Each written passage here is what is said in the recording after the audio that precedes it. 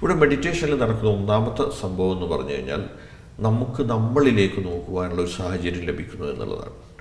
അപ്പോൾ പുറമേ നിന്നുള്ള കാര്യങ്ങളിൽ നിന്ന് മാറി നമ്മളിലേക്ക് നോക്കുവാൻ, നമ്മളുടെ ഉള്ളിലേക്ക് നോക്കുവാൻ, നമ്മളെ അറിയുവാൻ ഒരു സാഹചര്യം ലഭിക്കുന്നു. അതാണ് മെഡിറ്റേഷൻ്റെ ഒന്നാമത്തെ കാര്യം.